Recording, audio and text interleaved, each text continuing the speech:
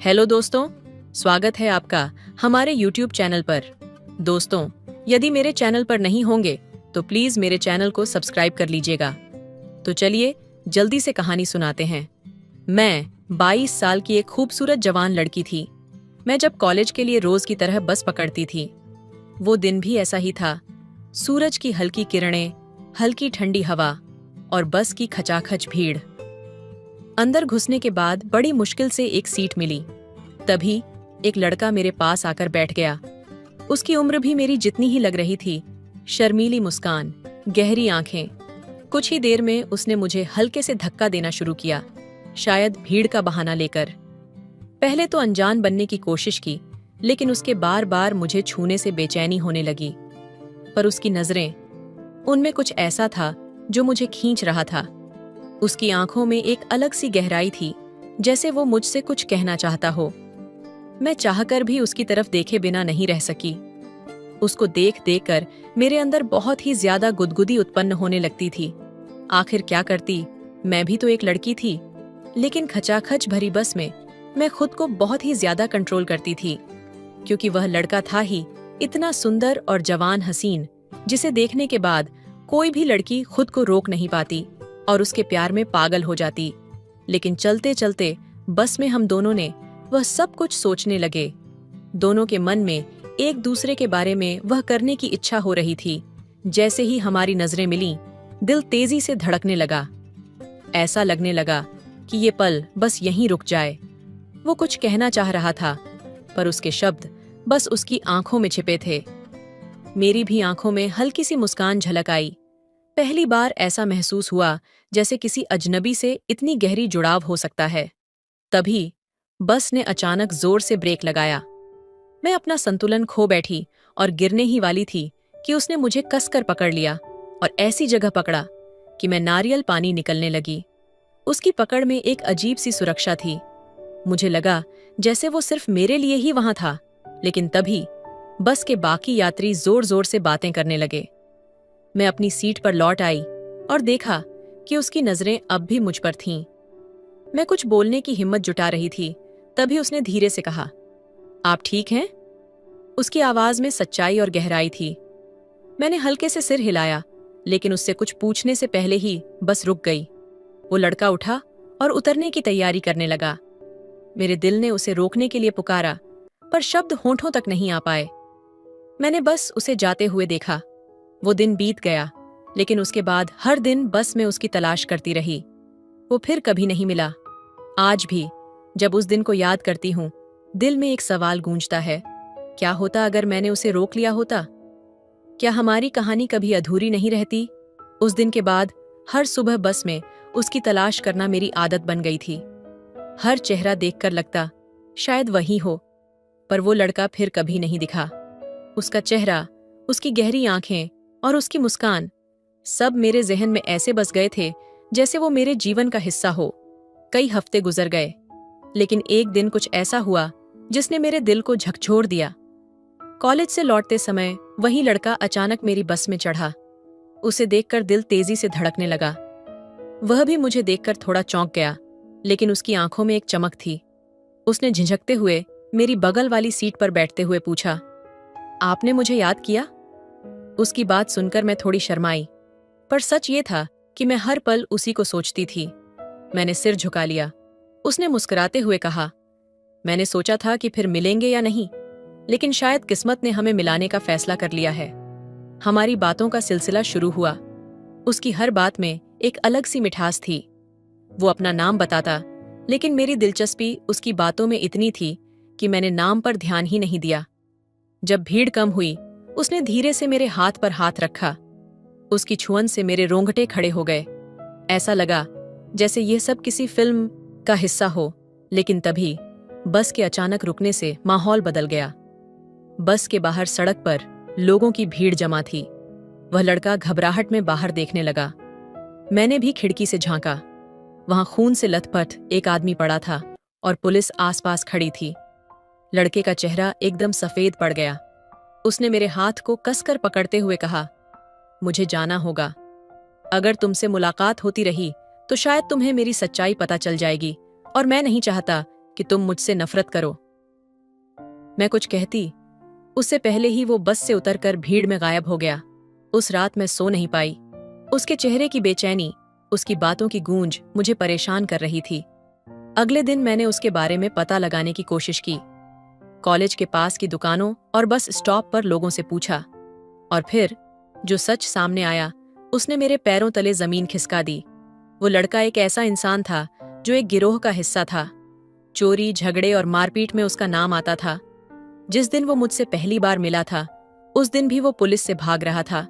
मेरी दुनिया जैसे टूट गई। लेकिन हैरानी की बात यह थी कि जितना मैं उससे दूर जाने की कोशिश करती, उसका ख्याल उतना ही मेरे दिल में गहराई तक बसता जा रहा था। वो मुझसे अलग था, खतरनाक, लेकिन फिर भी सच्चा। मुझे यकीन था कि उसके पास एक ऐसा दिल है जो शायद सिर्फ मेरे लिए धड़कता था। कुछ दिनों बाद एक रात मेरे घर की खिड़की पर हल्की आहट हुई। मैंने पर्दा हटाकर देखा तो वही लड़का था। उसके चेहरे पर गहरी चोट के निशान थे। उसने फुसफुसाते हुए कहा, मैं सिर्फ तुम्हें एक आखिरी बार देखने आया हूं। मुझे लगा बिना तुम्हें देखे मैं मर जाऊंगा। उसकी हालत देखकर मैं अंदर तक टूट गई। मैंने दरवाजा खोला और उसे अंदर बुला लिया। उसकी आंखों में पानी था, लेकिन फिर भी वो मुस्कुरा रहा था। उसने कहा, मैं जानता हूं कि हमारा साथ मुमकिन नहीं है, पर तुम्हें खोने का डर मुझे जीने नहीं दे रहा। उस रात हम घंटों बात करते रहे। उसने अपने अतीत की सारी सच्चाई मुझे बताई। उसने कहा, मैं इस दुनिया के लायक नहीं हूं, लेकिन तुमने मुझे जीने का एक मकसद दिया है। अगले दिन उसने कहा कि वो खुद को पुलिस के हवाले कर देगा ताकि अपनी गलतियों का प्रायश्चित कर सके। मैंने उसे रोका, लेकिन वो नहीं माना। जाते जाते उसने कहा, अगर किस्मत ने चाहा तो मैं लौट कर आऊंगा, लेकिन अगर नहीं आया तो ये याद रखना कि मेरी हर सांस में तुम थी। वो चला गया और उसके बाद मैं बस इंतजार करती रही। शायद आज भी करती हूं। कुछ प्रेम कहानियां सिर्फ दिल में रह जाती हैं, अधूरी और अनकही। उसके जाने के बाद मेरे अंदर एक अजीब सा खालीपन था, जैसे उसने जाते जाते मेरी आत्मा का एक हिस्सा भी साथ ले लिया हो। हर रात जब खिड़की की ओर देखती तो ऐसा लगता जैसे वो अभी भी वहां खड़ा है, अपने उदास चेहरे के साथ। मैं उसकी बातों को याद करके खुद को समझाने की कोशिश करती कि उसने सही किया, लेकिन दिल मानने को तैयार नहीं था। वक्त बीत रहा था, मगर उसके बिना हर दिन भारी लगता। मैंने खुद को समझाया कि शायद ये हमारी कहानी का अंत है, लेकिन कहीं न कहीं एक उम्मीद जिंदा थी। फिर एक रात दरवाजे पर दस्तक हुई। मेरा दिल जोर से धड़कने लगा। क्या ये वही है? मैंने दरवाजा खोला तो सामने पुलिस वाला खड़ा था। उसके हाथ में एक चिट्ठी थी। उस चिट्ठी को पढ़ते ही मेरी आंखों से आंसू बह निकले। उसने लिखा था, तुम्हें आखिरी बार देखने के बाद मैंने हर गुनाह कबूल कर लिया, लेकिन सच मानो मेरा सबसे बड़ा गुनाह ये था कि मैंने तुम्हारे जैसे इंसान को अपने अंधेरे में खींचा। अब मैं खुद को माफ नहीं कर सकता। सजा मिलेगी, लेकिन उससे बड़ा दंड ये है कि मैं तुम्हें खो चुका हूं। अगर जिंदगी ने मौका दिया तो शायद हम फिर मिलेंगे, और अगर नहीं तो ये जान लो कि मेरे आखिरी शब्द सिर्फ तुम्हारा नाम होंगे। उसके बाद मैं अंदर से टूट चुकी थी। मुझे यकीन हो चला था कि हम कभी नहीं मिल पाएंगे। कुछ महीने बीते और फिर एक खबर आई। उसने जेल में ही अपनी जान दे दी। उसकी मौत का कारण किसी को नहीं पता था, लेकिन मैं जानती थी ये उसका प्रायश्चित था। अब जब भी उसकी याद आती है, मैं खिड़की पर खड़ी हो जाती हूँ। हवा के झोंके से ऐसा लगता है जैसे वो मेरे पास है। उसकी आवाज, उसकी मुस्कान, सब कुछ अब भी मेरे साथ है। उसकी मौत की खबर के बाद मेरे भीतर कुछ टूट कर बिखर गया। ये ऐसा खालीपन था जिसे कोई शब्द, कोई आंसू भर नहीं सकता था। मैंने कई रातें जागकर बिताईं, उसकी चिट्ठी को बार बार पढ़ते हुए। हर शब्द ऐसा लगता था जैसे उसकी आवाज कानों में गूंज रही हो, लेकिन जितना मैं उसे याद करती उतनी ही गहराई में डूबती चली जाती। ये सोच सोच कर कि क्या मैं उसे रोक सकती थी? क्या अगर मैंने उसे पुलिस के हवाले जाने से रोका होता तो वो आज जिंदा होता? वो अंधेरा जो उसके जाने के बाद मेरी जिंदगी में छा गया था, अब मेरी आत्मा में घर करने लगा था। एक रात जब मैं खिड़की के पास बैठी थी, मुझे ऐसा लगा जैसे उसकी परछाई सामने खड़ी हो।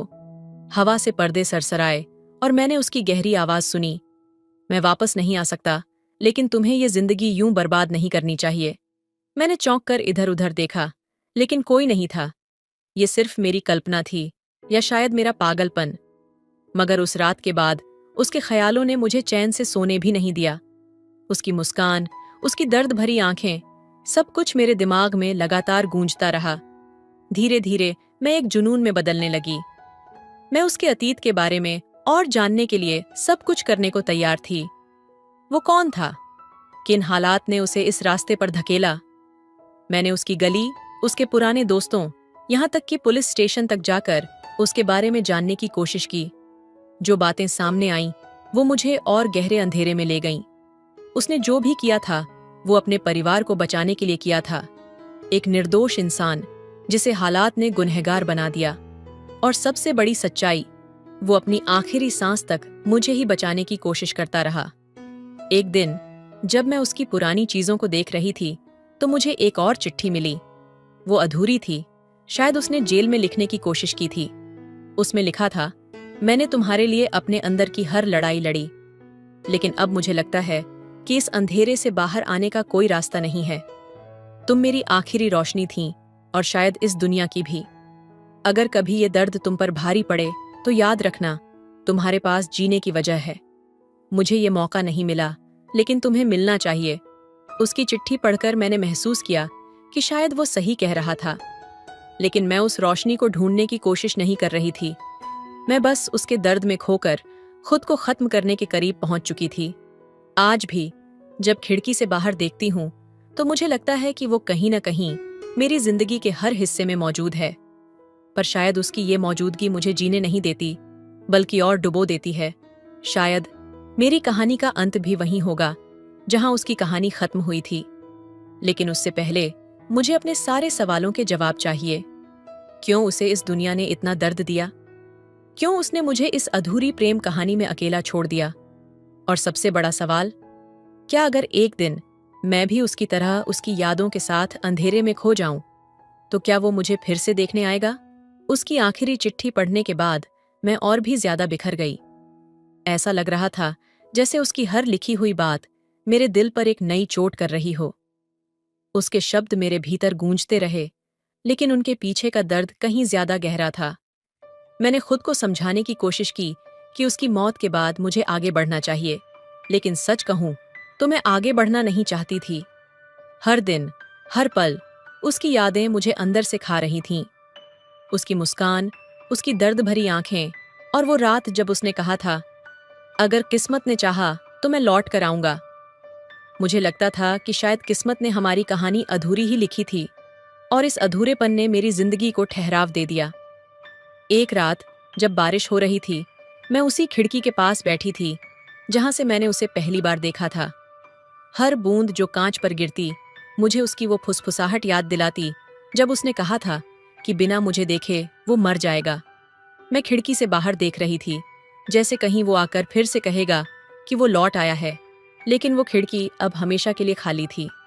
धीरे धीरे मैंने खुद को उसकी यादों में खोने देना शुरू कर दिया। मैं अब खाना भूलने लगी थी। कमरे की दीवारों पर उसकी पुरानी चिट्ठियां चिपका दी। उसकी आवाज सुनने के लिए घंटों पुरानी रिकॉर्डिंग्स चलाती रहती। मैंने खुद को दुनिया से काट लिया। दोस्त, परिवार, सब मुझसे दूर हो गए, और सच कहूं तो मैंने उन्हें दूर कर दिया। उसके बारे में पता लगाने की मेरी कोशिशें भी अब जुनून बन गई थीं। एक दिन मुझे उसकी पुरानी डायरी मिली, जो उसने जेल में लिखी थी। उसमें उसकी हर तकलीफ, हर पछतावा और हर भावना लिखी हुई थी। एक पन्ने पर उसने लिखा था, मुझे मरने से डर नहीं लगता। डर सिर्फ इस बात का है कि मेरी मौत के बाद वो टूट जाएगी। लेकिन अगर उसे टूटने से बचाने के लिए मुझे जाना पड़े, तो मैं ये दर्द सह लूंगा। उसके ये शब्द पढ़कर मैं भीतर से और भी ज्यादा टूट गई। उसने मेरी खातिर अपनी जिंदगी का त्याग कर दिया था, और मैं अब भी उसे भूल नहीं पा रही थी। एक रात जब मैं उसकी डायरी पढ़ रही थी, अचानक मुझे लगा कि वो मेरे सामने खड़ा है। उसकी आंखें वहीं थीं, गहरी, दर्द से भरी, लेकिन उसकी मुस्कान गायब थी। उसने धीरे से कहा, मैंने तुम्हें जीने के लिए छोड़ा था, मरने के लिए नहीं। उसका ह्वाइंग मेरी आंखों के सामने से गायब हो गया, लेकिन उसकी आवाज अभी भी मेरे कानों में गूंज रही थी। मैं रात भर जागती रही, उस पल को फिर से जीने की कोशिश करती रही, लेकिन जैसे जैसे दिन बीतते गए मैं खुद को और ज्यादा खोने लगी। उसकी यादें अब मेरे लिए दवा नहीं, जहर बन चुकी थीं। हर रात मुझे ऐसा लगता जैसे वो मुझे बुला रहा है, अंधेरे में, अपने पास। मैं चाहती थी कि सब कुछ खत्म हो जाए ताकि मैं उससे फिर मिल सकूं। एक रात मैंने फैसला किया कि मैं उस तक पहुंचने की कोशिश करूंगी। मैंने वही खिड़की खोली जहां से हमारी कहानी शुरू हुई थी। बारिश हो रही थी और ठंडी हवा मेरे चेहरे पर लग रही थी। मैंने आसमान की ओर देखा और फुसफुसाई, अगर तुम सच में कहीं हो तो मुझे अपने पास बुला लो, मैं अब और नहीं जी सकती। अचानक मुझे ऐसा लगा जैसे किसी ने मेरा हाथ पकड़ लिया हो। मैंने पलट कर देखा, लेकिन वहां कोई नहीं था। उसकी खुशबू हवा में तैर रही थी। शायद यह उसका संकेत था कि मेरी कहानी खत्म होने का वक्त आ गया है, या शायद ये मेरा पागलपन था। लेकिन उस रात मैंने तय कर लिया कि मैं उसकी यादों के साथ इस जिंदगी को और नहीं जीऊंगी। उसके बिना जीना मरने से भी बड़ा सजा थी, और अब मैं इस सजा को और नहीं झेल सकती थी। कहानी का सार और उसका प्रभाव। यह कहानी एक ऐसी प्रेम गाथा है जो अपने आप में अधूरी होते हुए भी दिल के सबसे गहरे कोने में बसे दर्द, संवेदनशीलता और त्याग की पराकाष्ठा को दर्शाती है। यह एक लड़की और लड़के की प्रेम कहानी है, जहां प्यार उनकी जिंदगी का सबसे खूबसूरत और सबसे बड़ा दर्द बन जाता है। कहानी में प्रेम, समर्पण और पछतावे का एक ऐसा अद्भुत मिश्रण है जो पाठकों को गहराई से छूता है। लड़के का अपनी गलतियों को स्वीकार करना, प्रेमिका के लिए अपनी जिंदगी का त्याग करना, और लड़की का उस प्रेम में इतना डूब जाना कि वह अपनी ही जिंदगी से दूर हो जाती है। ये सब कुछ प्रेम की उस गहराई को दर्शाता है जो कभी कभी इंसान को तोड़कर भी संपूर्ण बना देती है। ये कहानी सिखाती है कि सच्चा प्रेम कभी कभी त्याग मांगता है। लड़के ने अपने गुनाहों का प्रायश्चित करते हुए प्रेमिका को बचाने के लिए खुद को कुर्बान कर दिया। यह दिखाता है कि सच्चा प्रेम केवल पाने का नाम नहीं, बल्कि देना और दूसरों की भलाई के लिए त्याग करने का साहस भी है। कुछ प्रेम कहानियां कभी पूरी नहीं होती, लेकिन उनकी अधूरापन ही उनकी खूबसूरती है। ये कहानी इस बात को साबित करती है कि प्रेम केवल साथ रहने में नहीं, बल्कि उस एहसास में है जो किसी को हमेशा के लिए हमारी यादों में जीवित रखता है। ये कहानी दिखाती है कि कभी कभी किसी के चले जाने के बाद उसकी यादें जिंदगी के लिए बोझ बन सकती हैं। लड़की का अपने प्रेमी की यादों में इस कदर खो जाना कि वह अपनी ही जिंदगी को नकार देती है, यह सिखाता है कि प्यार को याद रखना जरूरी है, लेकिन अपनी जिंदगी के मूल्य को भूलना नहीं। लड़के के दिल में अपने गुनाहों का पछतावा और लड़की के दिल में उसे न रोक पाने का दर्द, दोनों यह सिखाते हैं कि अगर समय रहते हम कुछ कर सकते हैं तो हमें वह करना चाहिए। देर से लिया गया पछतावा इंसान को भीतर तक तोड़ सकता है। कहानी का नकारात्मक पक्ष यह है कि दोनों पात्र अपने अपने संघर्षों में इस कदर उलझे रहते हैं कि उनकी जिंदगी अंधेरे में डूब जाती है। लड़का अपने अपराधों से भागता है, जबकि लड़की उसकी यादों में खो जाती है। यह मानसिक स्वास्थ्य की एक महत्वपूर्ण झलक देता है। प्रेम की यह कहानी अधूरी है, लेकिन इसकी अधूरी गहराई ही इसे भावनात्मक रूप से इतना शक्तिशाली बनाती है। कभी कभी प्रेम का अंत सुखद नहीं होता, लेकिन वह अपने पीछे ऐसे एहसास छोड़ जाता है जो जिंदगी भर साथ रहते हैं। इस कहानी में प्रेम का अंत मृत्यु से होता है। लड़के की मौत और लड़की की खुद को खत्म करने की इच्छा यह दर्शाती है कि गहरा प्रेम कभी कभी इंसान को आत्मविनाश की ओर ले जा सकता है। यह कहानी उन लोगों को गहराई से छूती है जिन्होंने किसी को खोया है या अपने जीवन में कभी गहरा प्यार किया है।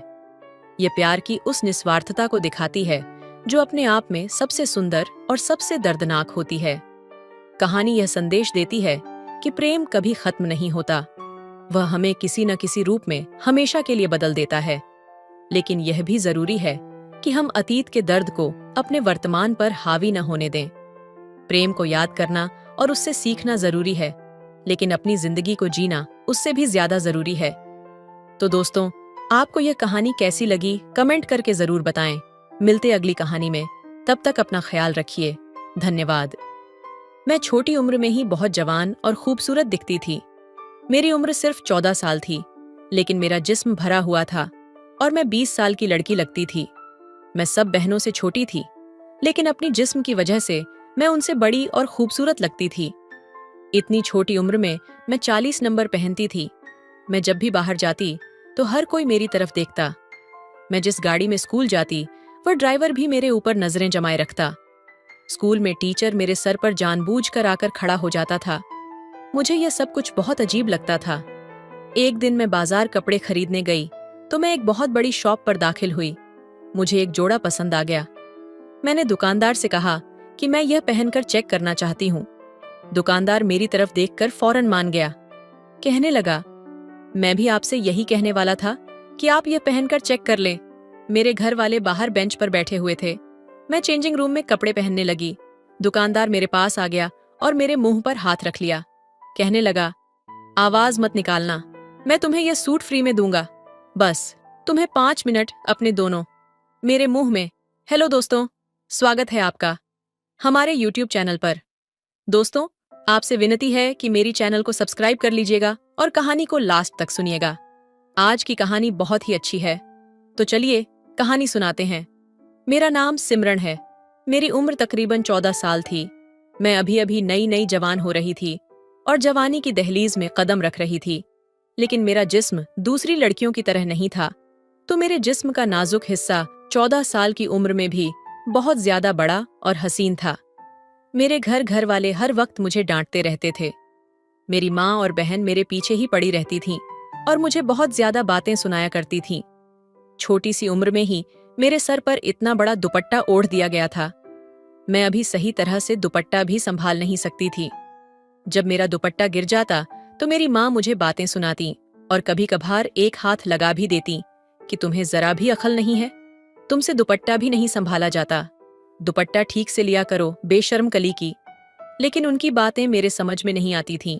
उनकी बातें मेरे सर से ऊपर गुजर जाती थीं। मुझे समझ नहीं आता था कि वह बार बार मुझे दुपट्टा लेने के लिए क्यों कहती रहती है। लेकिन मुझे बहुत तकलीफ होती थी जब वह मुझे सारा दिन लान तान करती रहती थी और अक्सर मुझे मारती भी थी। और मुझे इस बात की हैरान गोइथोंग संगीतने के बावजूद भी सबसे खूबसूरत और बड़ी दिखाई देती थी। जैसी जैसी मेरी उम्र बढ़ती जा रही थी, मेरा कद काठ और जिस्म भी बढ़ता जा रहा था। अपने जिस्म में इतनी सारी तब्दीलियां देखकर मुझे कुछ अजीब फील होता था। मेरी दूसरी बहनें दुबली पतली थीं। मैं जिस स्कूल में पढ़ती थी वहां पर मेरी सहेलियां भी मेरी जैसी नहीं थीं। वह भी बिल्कुल नॉर्मल लड़कियों की तरह होती थीं। मेरी उम्र की लड़कियां भी बिल्कुल ऐसी नहीं थीं। मेरी माँ को हर वक्त मेरी फिक्र लगी रहती थी। मेरी हम उम्र लड़कियां स्कूल में दुपट्टा लेकर नहीं आती थीं, लेकिन मेरी माँ मुझे सख्ती से दुपट्टा लेकर जाने देती थी। मैं माँ से बहुत बार कहती कि माँ, मुझसे दुपट्टा ओढ़ा नहीं जाता और मेरी सहेलियों भी बिना तो दुपट्टे के ही स्कूल आती है। मुझे दुपट्टे की वजह से बहुत गर्मी लगती है, लेकिन मेरी माँ चिल्लाकर बोली, गर्मी गई भाड़ में, तुम ये चादर जरूर लोगी, ऐसा ना हो तुम्हारी वजह से हमें कोई परेशानी झेल न पड़े। मेरी माँ मुझे हर वक्त डांट रहा। मेरी बाकी बहनों से तो वह प्यार से बात करती, लेकिन मुझ पर हर वक्त चिल्लाती रहती। फिर हमारी स्कूल से छुट्टियां हो गईं क्योंकि ईद करीब थी। आज चांद रात थी। हमारे सारे घर वाले बाजार जाने का प्रोग्राम बना रहे थे। मैंने अपने माँ बाप से कहा कि मैं भी आपके साथ बाजार चलूंगी, तो उन्होंने फौरन कह दिया कि तुम बिल्कुल नहीं जाओगी, तुम्हें घर पर ही रहना होगा। चांद रात को बाजार में बहुत रश होता है और बहुत सारे बुरे बुरे लड़के फिरते रहते हैं। तो मैंने माँ से कहा, मेरा उन लड़कों से क्या लेना देना, मैं उनके लिए थोड़ी जा रही हूँ। मैं तो बाजार आपके साथ घूमने के लिए जा रही। जाहिर है ईद है, मुझे अपने लिए कुछ चीज भी लेनी है। अभी मैं अपने माँ से यह बात कर रही थी कि मेरी बहन झट से बोली हूँ कि अगर हम तुम्हें अपने साथ बाजार ले गए तो बाजार के सारे बुरे लड़की तेरे पीछे पड़ जाएंगे और सबकी नजर तुझ पर ही होगी। जब सारे लोग तेरी तरफ देख रहे होंगे तो हमें भी शर्मेजी उठानी पड़ेगी। इसलिए तुम घर में ही बैठी रहो। तुम्हें जिस भी चीज की जरूरत है तुम हमें बता दो, हम तुम्हें वह बाजार से ला देंगे। मुझे चीजों की जरूरत नहीं थी, मुझे बाजार घूमने का शौक था। मैं घर से बाहर निकालकर थोड़ा एंजॉय करना चाहती थी, लेकिन मेरी बहनें और माँ ने मुझे बाजार जाने से इनकार कर दिया। मैं रोती हुई अपने कमरे में चली गई। मुझे उनकी बात सुनकर बहुत दुख हुआ कि आखिर इन सब में मेरा क्या कसूर है। मैं आईने के सामने खड़ी रोने लगी। मैं अपने आप को गौर से देखने लगी। मेरा इसमें कोई कसूर नहीं था कि मेरे घर वाले मेरे साथ इस तरह का बर्ताव कर रहे थे। मुझे तो खुदा ने ही ऐसा बनाया था। इंसान के हाथ में थोड़ी होता है कि किसी का जिस्म दुबला पतला होता है, किसी का कद छोटा होता है, तो किसी का बड़ा। मेरे फ्रंट का साइज बड़ा था, तो इसमें मेरा क्या कसूर था। मेरी माँ तो मुझे ढंग से कुछ खाने पीने भी नहीं देती थी। मुझे खट्टी चीज़ खाने का बहुत शौक था, लेकिन माँ मुझे खाने नहीं देती थी। मुझे अचार और इमली खाने का बहुत शौक था, लेकिन घर वाले ये सारी चीज़ मुझसे छुपा कर रखते थे कि पहले ही तूने खा खा कर अपना जिस्म बहुत बड़ा कर लिया है। अगर तू यह चीज़ और ज़्यादा खाएगी तो बहुत बड़ी भैंस बन जाएगी। यह सुनकर मुझे बहुत दुख होता था। एक दिन मेरी खाला की बेटी घर आई हुई थी। उसने मुझसे एक अजीब तरह की बात कह दी। वह मुझसे कहने लगी कि जिस तरह का तुम्हारा जिस्म हो रहा है ना, तुमसे कोई लड़का शादी नहीं करेगा। उसकी बात सुनकर मुझे बहुत गुस्सा आया। मैं फौरन गुस्से से खड़ी हुई और उसकी आंखों में आंखें डालकर देखने लगी, लेकिन इतने में मेरा दुपट्टा गिर गया। हम लोग एक कज़न की शादी में आए हुए थे। वहां पर मौजूद सब लोग देखकर मुझे हैरान हो गए। लोगों ने मेरी माँ से अजीब तरह के सवाल करना शुरू कर दिया। हमारे रिश्तेदार कहने लगे, आप लोग ज्यादा आते जाते भी नहीं हैं और अपनी इस बेटी को तो कहीं पर भी नहीं ले जाते।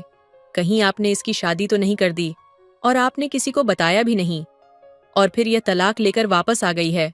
मेरी माँ उनसे कहने लगी कि आप किस तरह की बातें कर रही हैं। मेरी बेटी तो अभी कुंवारी है, उसकी तो अभी शादी की उम्र भी नहीं हुई। मुझे यह सारी बातें सुनकर बहुत ज्यादा दुख हुआ। उस दिन के बाद से मम्मी ने भी मुझे किसी की शादी पर ले जाना बंद कर दिया।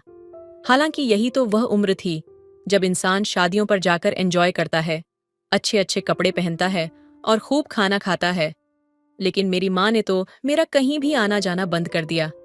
जैसे जैसे मैं बड़ी होती जा रही थी, मेरे लिए और ज्यादा मुसीबतें बढ़ने लगीं। मुझे कपड़े भी बहुत जल्दी तंग हो जाते थे, इसलिए नए कपड़े लेने पड़ते थे, जिस पर माँ मुझे डांट थी कि तेरा बाप कोई बहुत बड़ा रईस नहीं है जो तुझे हर 4 महीने बाद नया जोड़ा लेकर दे। मैं इस तरह की सारी बातें सुन सुनकर तंग आ चुकी थी। मेरी एक क्लासमेट थी, वह मेरी बहुत अच्छी दोस्त थी। उसका भाई दुबई रहता था। एक दिन मैंने उससे से बात की। उसने मुझसे कहा कि एक दवा होती है जिससे यह मसला हल हो सकता है। अगर तू वह मेडिसिन खा ले तो तू भी बाकी लड़कियों की तरह नॉर्मल हो जाएगी। लोगों की बातें सुन सुनकर मेरे दिमाग में एक बात बैठ चुकी थी कि मैं नॉर्मल नहीं हूँ। मैंने उसे कहा कि प्लीज मेरी मदद करो, प्लीज मुझे वह मेडिसिन ला दो, मैं तुम्हें जितने पैसे कहोगी ला दूंगी। ये कहकर मैं पुरसुकून हो गई। 2-3 बाद एक दिन माँ मेरे पास आई और कहने लगी, तुम्हारे लिए एक रिश्ता आया है। मुझसे कहने लगे कि तुम तैयार रहना। मैं हैरान हो गई।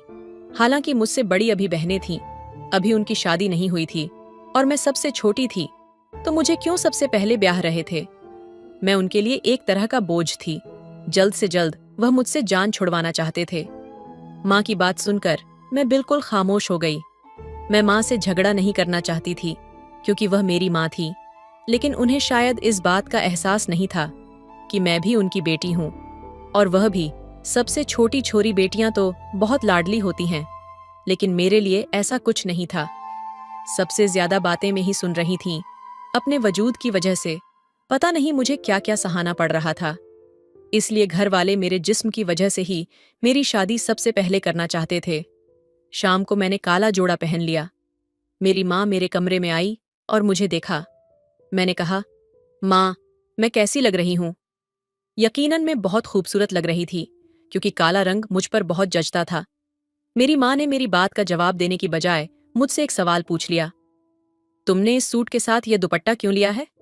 मैंने कहा, इसके साथ यही दुपट्टा है। मैंने कहा, यह बहुत छोटा है। माँ ने दूसरी बहन को आवाज दी कि दूसरा दुपट्टा लेकर आओ, वह इस सूट के साथ चल जाएगा। मेरी बहन दूसरा दुपट्टा लेकर आई तो वह बहुत बड़ा था। मैंने माँ से कहा कि माँ, ये बहुत बड़ा दुपट्टा है। माँ कहने लगी कि बड़ा है तो क्या हुआ, तेरा जिस्म छोटा है क्या? जितना बड़ा तेरा जिस्म है वह इतने बड़े दुपट्टे में ही छुपे। उन्होंने मुझे इस तरह लपेटा कि मेरा चेहरा ही बस नजर आ रहा था। 10 मिनट बाद मुझे चाय लेकर बाहर जाना था। लड़के वाले आ चुके थे। वह लोग माँ से बातें कर रहे थे। इतने में मेरी बहन मेरे पास आई और कहने लगी कि यह लोग तो जॉइंट फैमिली वाले हैं, इनका घर तो मर्दों से भरा हुआ है, तेरा वहां पर क्या बनेगा, तुझे तो अपने आप को छुपा कर रखना पड़ेगा। मेरी बहन मेरा मजाक उड़ा रही थी और जिस तरह से वह मुझ पर हंस रही थी, उसकी हंसी मेरे दिमाग को अजियत दे रही थी। मुझसे यह सब कुछ बर्दाश्त नहीं हो रहा था। 10 मिनट के बाद मैं चाय लेकर बाहर गई तो उन्होंने मुझसे जिस अंदाज से देखा था, उनके रद्द अमल बहुत अजीब था। लेकिन जैसे ही मैं सोफे पर बैठी तो मेरा दुपट्टा कुछ सरक सा गया, क्योंकि मुझसे इतना बड़ा दुपट्टा संभाल नहीं जाता था। दुपट्टा गिरने की वजह से उनकी नजर मेरे जिस्मों पर पड़ गई तो उनकी एक औरत माँ से कहने लगी, बहन, क्या आपकी बेटी की शादी पहले भी हो चुकी है? तो मेरी माँ ने कहा कि नहीं, इसकी शादी कहाँ से हुई है, यह तो सबसे छोटी है। असल में बड़ी वाली पढ़ाई में बहुत लायक है, तो हम चाहते हैं कि वह पढ़ाई करती रहे और कुछ बन जाए, उसके बाद उसकी शादी करवा देंगे। लेकिन वह कहने लगे कि यह तो हमें शादीशुदा लग रही है, ये तो 2-3 बच्चों की माँ लग रही है।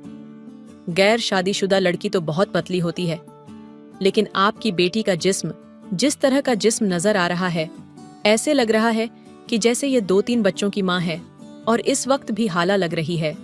मेरी माँ ने कहा कि ऐसी नहीं, कोई बात नहीं है, हम आपको कसम देने के लिए तैयार हैं। अब इससे से ज्यादा और क्या हो सकता था। उन्होंने कहा कि नहीं, हमें तो मामला ही कुछ और लग रहा है। हमारा इकलौता बेटा है, हमारा बेटा बहुत लाडला है। आजकल तो लोग ठीक ठाक लड़कियों की ही मुंह भर भर के बातें करते हैं। अगर हम आपकी बेटी को ब्याह कर ले गए तो सारी जिंदगी लोगों के ताने सुनने पड़ेंगे। हम आपसे माफी चाहते हैं। मुझे उनके इनकार सुनकर बहुत दुख हुआ। हमारे मोहल्ले में अक्सर लोग अगर लड़की को ना पसंद करते तो वह मुंह पर कुछ नहीं कहते, बल्कि इतना कह देते हैं कि वह फोन पर बता देंगे। लेकिन उन्होंने तो मुझे मुंह पर ही इनकार कर दिया था। वह लोग तो चले गए, लेकिन माँ ने मेरी पिटाई करना शुरू कर दी। तेरे इतने सारे रिश्ते रिजेक्ट हुए हैं, लेकिन इस दफा जो मुझे बातें सुनने को मिली है, मैं जिंदगी भर नहीं भूलूंगी। मैं एक अच्छी औरत हूँ, सारी जिंदगी में इज्जत से गुजारी है, लेकिन सिर्फ तेरी वजह से मुझे ऐसी ऐसी बातें सुनने को मिल रही हैं। मैंने ऐसी बातें कभी नहीं सुनी थी। मुझे माँ की बातों पर बहुत दुख हुआ। मैंने 2 दिन तक खाना नहीं खाया, लेकिन किसी ने मुझसे यह तक नहीं पूछा। फिर आखिर मेरी दोस्त मुझसे मिलने आई। उसने चोरी चोरी मुझे वह मेडिसिन पकड़ा दी। उसने कहा कि तुम्हारी मेडिसिन आ गई है। मैंने कहा कि मुझे अब इसकी जरूरत नहीं है। वह लोग मुझे नापसंद कर गए हैं, उन्होंने शादी से इनकार कर दिया है। जिस पर मेरी दोस्त कहने लगी, अरे पागल, वह आखिरी लोग थोड़ी है, क्या दुनिया में लड़के खत्म हो गए हैं? तुम्हारे लिए और भी रिश्ते आ जाएंगे, तुम ये गोलियां खाकर स्मार्ट हो जाओ। इसके बाद मेरी दोस्त चली गई। मैंने जज्बात में आकर वह गोलियां खा लीं। मैंने कुछ दिन से खाना भी नहीं खाया था। जब मैं बाहर निकली तो मेरी तबीयत खराब हो गई और मैं बेहोश हो गई। खैर, मेरी तबीयत खराब होने के बाद मेरे घर वालों को कुछ मुझ पर रहम आया। मैंने सोचा कि मेरे घर वाले मुझे मेरे कमरे में लेकर आए हैं, शायद उन्हें मुझ पर रहम आ गया होगा। लेकिन जैसे ही मेरी माँ कमरे में दाखिल हुई, उन्होंने मेरे मुंह पर थप्पड़ मारा। मुझे उनसे इस रवैया की अपेक्षा नहीं थी। मेरे अवसान खत्म हो गए। फिर वह मुझसे कहने लगी, बेशर्म लड़की, तुझे शर्म नहीं आई? तू किस तरह की मेडिसिन मंगवा रही है? ये किस तरह की मेडिसिन है जो तू खा रही है और इसी तेरा ये हाल हुआ है? इसका मतलब तेरे इरादे कुछ और है। तू जानबूझकर अपना आप सबको दिखा रही है, तो सबको बताना चाहती है कि तू बहुत मोटी ताजी है, तेरा जिस्मानी हुस्न बहुत बड़ा है, तुझे शर्म नहीं आती। ऐसा करते हुए मुझे तुझसे ऐसी उम्मीद नहीं थी, मुझे अपनी माँ से इस तरह की उम्मीद नहीं थी। कुछ भी हो जाता, मगर उनको यह सब नहीं करना चाहिए था। अब तो मैं अपनी माँ की तरफ देख भी नहीं रही थी, बस रोए जा रही थी। माँ ने वह गो बाथरूम में फेंक दी और पानी बहा दिया। मैं रोए जा रही थी, लेकिन मेरी माँ ने मुझे देखा तक नहीं। इस बात को कहीं दिन गुजर गए। सब घर वाले मुंह से नाराज थे। कोई मुझे खाना भी नहीं पूछता था, मुझसे बात भी नहीं करता था। ऐसा लगता था कि मैं मेंटली मरीज बन जाऊंगी और पागल हो जाऊंगी। फिर मेरे लिए एक रिश्ता आया। लड़की की माँ देखने आई, लेकिन लड़की की माँ अकेली मुझे देखने आई थी, लेकिन उसकी आंखें कमजोर थीं। मैं चुपचाप उनके सामने बैठी रही और मैंने अपने आप को चादर में छुपाए रखा। उनके जाने के बाद मेरी बहनें मेरा और ज्यादा मजाक बनाने लगीं कि अगर मेरी सांस की आंखें कमजोर ना होती तो वह भी तुझे ना करके जाती। उसे क्या पता तेरा जिस्म कैसा है, कैसा नहीं। मैंने उनकी किसी भी बात का जवाब नहीं दिया। मैंने अपने लिए लड़ना छोड़ दिया था, क्योंकि मुझे पता था कि शादी के बाद मुझे और भी बुरे हालात का सामना करना पड़ सकता था। ना जाने मेरा पति मेरे साथ क्या करेगा। मैंने सब कुछ सुनने की आदत बना ली थी। जब मेरी शादी की तैयारी चल रही थी तो मेरी सास ने मेरे लिए बहुत सारे कपड़े बनाकर भेजे। मेरी सास मुझसे बहुत प्यार से बातें करती थी। मेरी सास ने बताया कि एक दफा कपड़े पहनकर देख लो। मेरी बहन के मुंह से निकल गया कि अभी तो शायद पूरे आ भी जाएंगे, लेकिन बाद में हो सकता है कि तंग हो जाए। मेरी सास ने कहा कि तुम ऐसी बातें क्यों कर रही हो? तुम्हें दुल्हन के साथ ऐसा मज़ाक नहीं करना चाहिए, तुम्हें उसका दिल नहीं दुखाना चाहिए। मेरी सास मेरी बहन को डांट रही थी। मुझे अपनी सास की बातें सुनकर बहुत खुशी हुई। चलो, कोई तो मेरे हक में बोला। मेरी बहन का ऐसा चेहरा हो गया था जैसे मेरी सास ने उसकी बहुत बेइज्जती कर दी हो।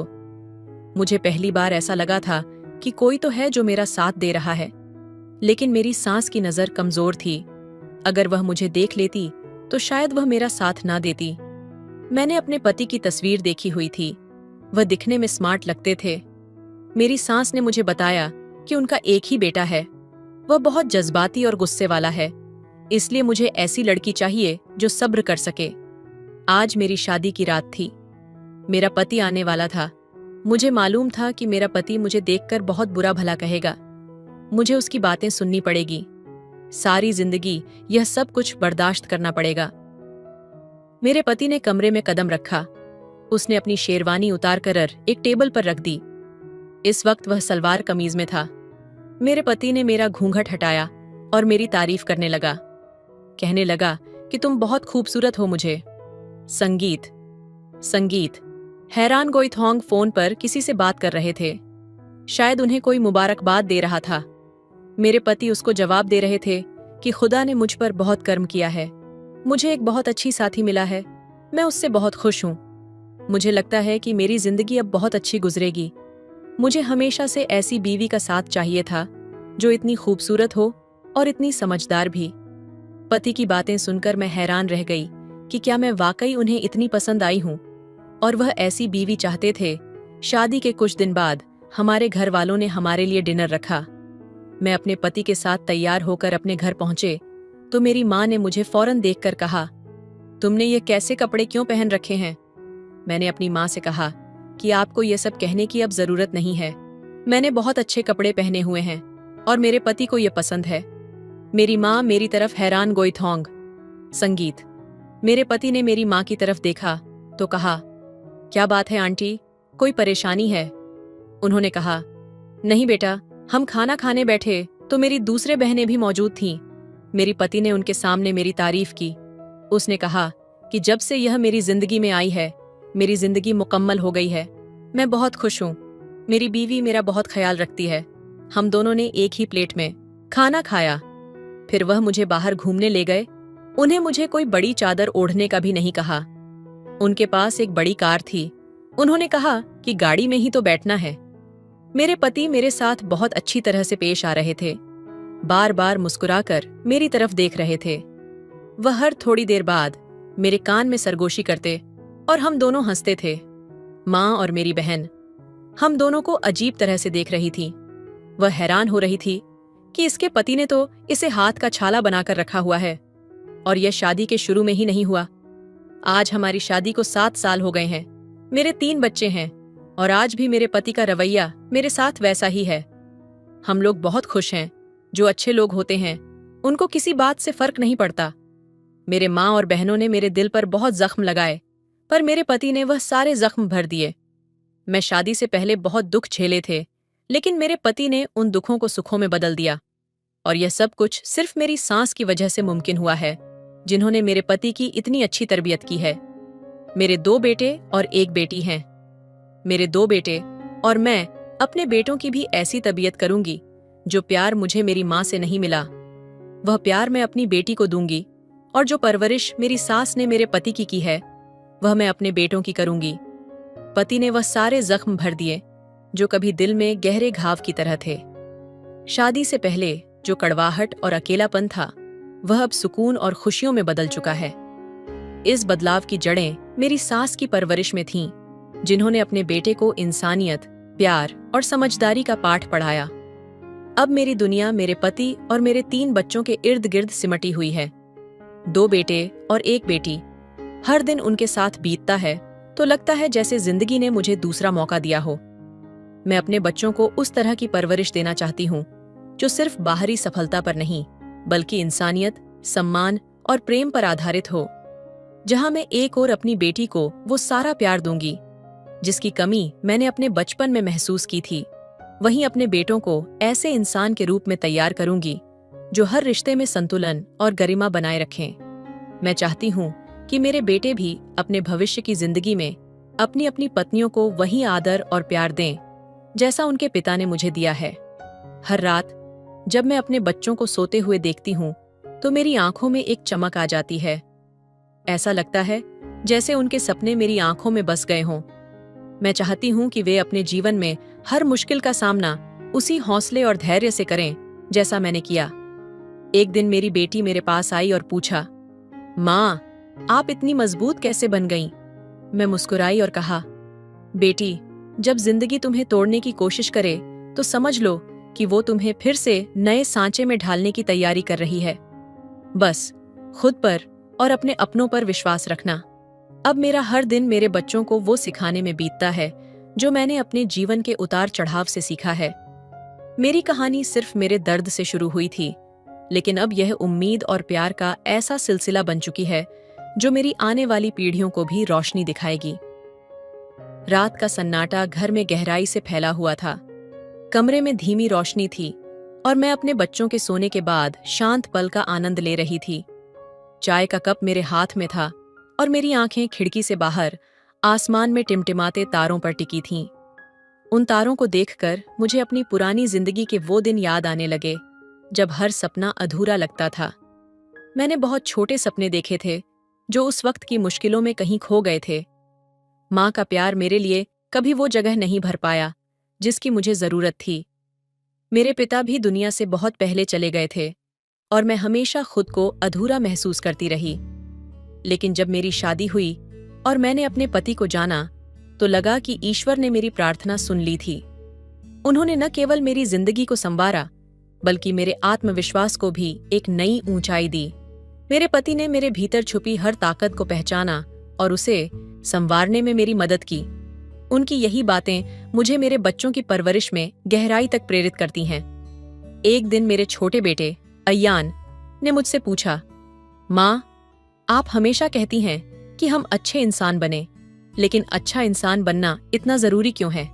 मैंने उसके नन्हे चेहरे को देखा और कहा, बेटा, इस दुनिया में हर किसी के पास बहुत कुछ हो सकता है, शक्तियां, दौलत और शोहरत, लेकिन अगर इंसान के पास दयालुता और प्यार न हो तो वह सब बेकार है। अच्छा इंसान बनकर ही तुम दूसरों की जिंदगी बदल सकते हो, जैसे तुम्हारे पिता ने मेरी जिंदगी बदली। उस दिन अय्यान ने मुझे बड़े ध्यान से सुना। मुझे यकीन हुआ कि मेरे बेटे मेरे शब्दों को समझ रहे हैं।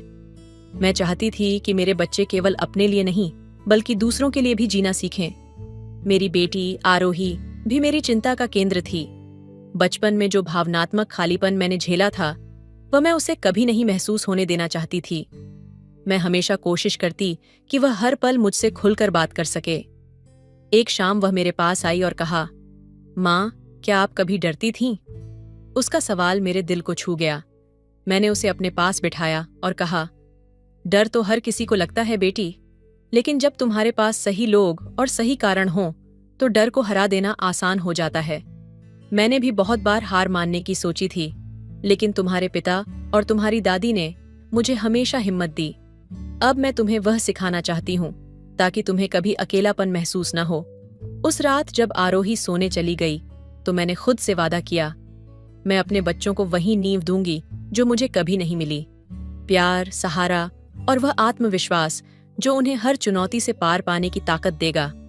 साल दर साल मेरी कहानी केवल मेरी नहीं रही, ये मेरी सास, मेरे पति और अब मेरे बच्चों की कहानी बन चुकी थी। मैंने अपने बच्चों के साथ हर दिन जीने का एक नया सबक सीखा। मेरे बेटों के अंदर अपने पिता जैसी समझदारी और विनम्रता देखती हूँ। और मेरी बेटी में वह ताकत जो उसे किसी भी मुश्किल से लड़ने का साहस देगी। लेकिन सबसे बड़ी खुशी मुझे तब होती है जब मेरे बच्चे आपस में प्यार और सहारा बांटते हैं। हर रात जब मैं उन्हें गले लगाकर कहती हूँ, मैं तुमसे बहुत प्यार करती हूँ, तो उनकी आंखों की चमक मुझे यकीन दिलाती है कि मैंने सही रास्ता चुना है। ये कहानी यहीं खत्म नहीं होती। ये हर दिन नई यादें, नए सबक और नए रिश्तों के ताने बाने बुनती रहती है। मेरा सफर मुश्किल था, लेकिन मेरी कहानी उम्मीद और प्यार की है, जो हमेशा मेरे बच्चों की जिंदगी का हिस्सा रहेगी। तो दोस्तों, आपको ये कहानी कैसी लगी, कमेंट करके जरूर बताएं। मिलते हैं अगली कहानी में। तब तक अपना ख्याल रखिए। धन्यवाद।